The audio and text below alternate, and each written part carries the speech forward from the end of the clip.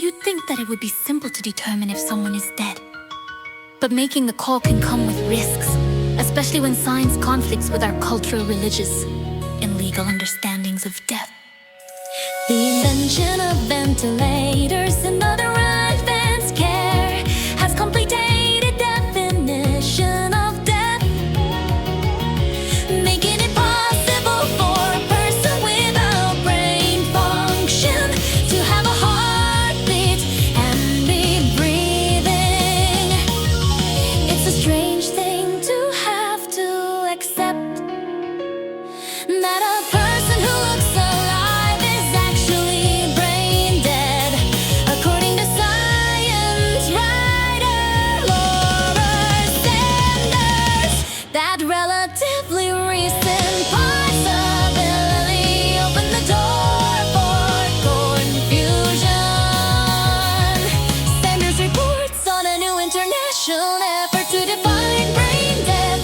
Clinicians from around the world reviewed existing data, which are slimmer than you might think, and then outlined a set of steps to take before declaring someone brain dead. The guidelines are a big improvement, but the diagnoses can still be complicated, sometimes relying on tests that are not necessarily conclusive, and steps that vary with the patient's age. And if it's confusing now, get ready for even more challenges in the future. Advances in brain science and in technology may blur the definition of death, and they may change life too in ways both good and bad.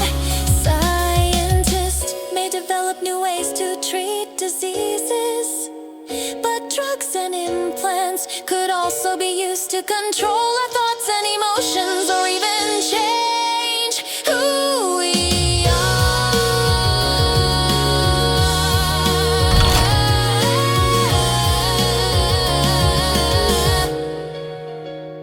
Sanders is fascinated by the deep questions raised when science races ahead of society. In 2019, she covered the startling news that researchers had restored cellular activity to pigs' brains hours after the animals had been killed. This gets at one of the most fundamental questions we have: what it is to be alive. Sanders says, as scientists get closer to understanding how the brain operates, they're going to be able to start clarifying those limits in totally new ways.